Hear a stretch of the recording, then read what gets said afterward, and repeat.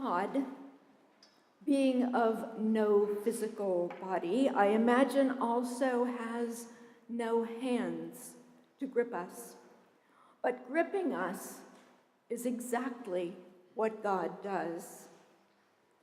Being made of spirit and being made of love, God, I imagine, laces and weaves her very self over and through our fingers like jewel-toned rainbows of ribbon. She coats the back of our hands with the very essence of hope, drenches our palms with the water of creation, and says, "Now, make something. Something vibrant, something overflowing with hope, something bursting with spirit and love. Make me, Creator and God, into a hand to be held." In our first reading today, which is set fairly early in the work of the disciples after Jesus' resurrection, a good and holy and generous woman, Tabitha, has died. It's no surprise that her friend, most of them widows and people in poverty, would be heartbroken. And so they sent for Peter, a man devoted to being God's hands in the world. When he arrived, Tabitha's friends wept and showed Peter the works of Tabitha's hands, the tangible love of God she had created in their midst, things like clothing and community. Peter then sent them out, knelt, prayed, told Tabitha to get up. Tabitha stirred and she sat up, and then Peter took her by the hand, helped her find her feet under her, led her down the stairs into the sunlight where she could begin again. Peter and Tabitha, holding hands, walked into new life. Her new life, Peter's new life, our new life. And that, my friends, is why we're all here. We are here for new life. Every time we come here, we celebrate new life. We taste it in bread and wine, sing about it, declare it, give thanks for us, wrap our whole selves in its blooming. And if that's not enough to make our aspirations clear, today we're going to baptize a child. This one happens to be very near and precious to me and to many other people sitting over there. Our hand-picked, Bruce and I, can't talk this morning. Bruce and I sort of hand-picked this granddaughter of ours. She's not related to blood, but Francesca Marie is very, very dear to us. But the challenge and the promise that Peter and Tabitha's experience, walking hand in hand and finding new life, that belongs to all children and to all humankind, as surely as it belongs to Frankie.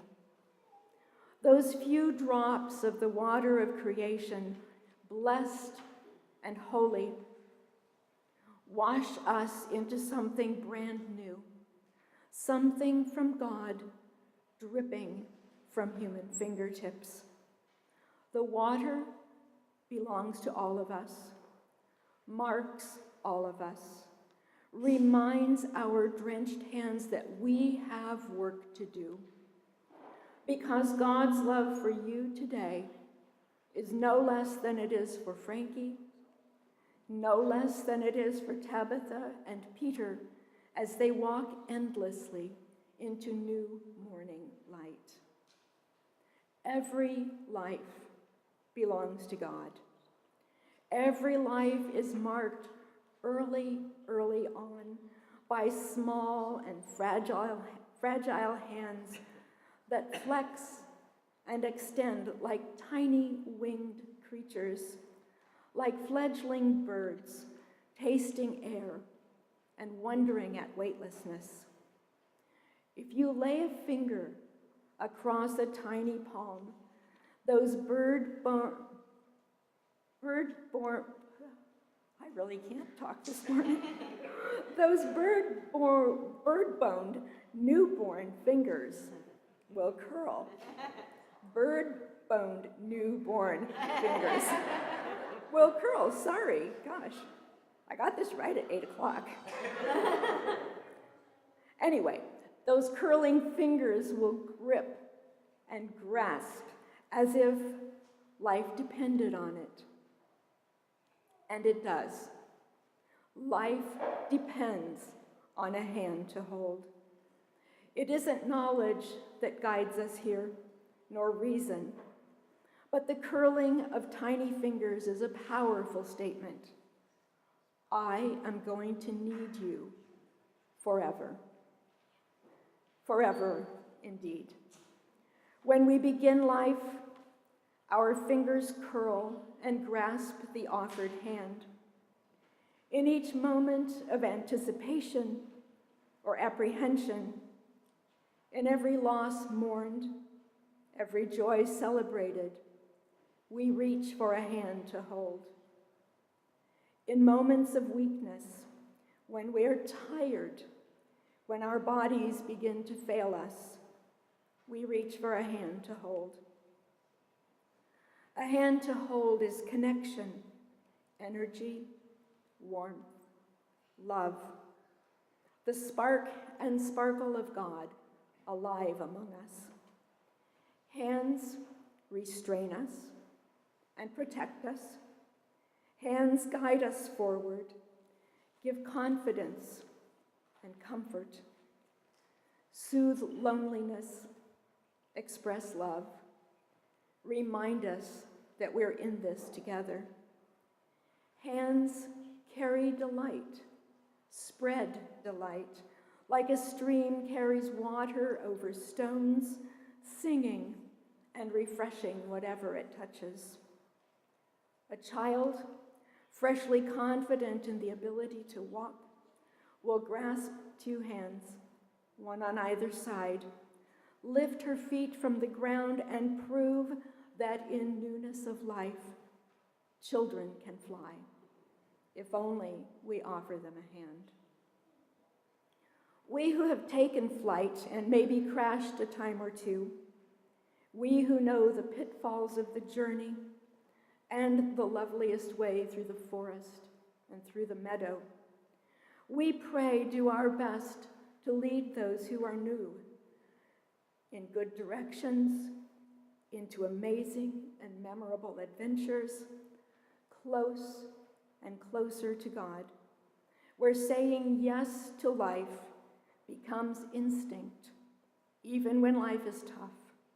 Like a fledgling winged creature leaps from the nest, confident that the air will lend support.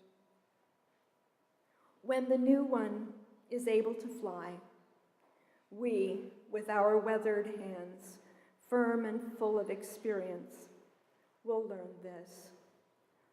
All along, that tiny, soft hand, the hand that is new to life, the hand with bird-boned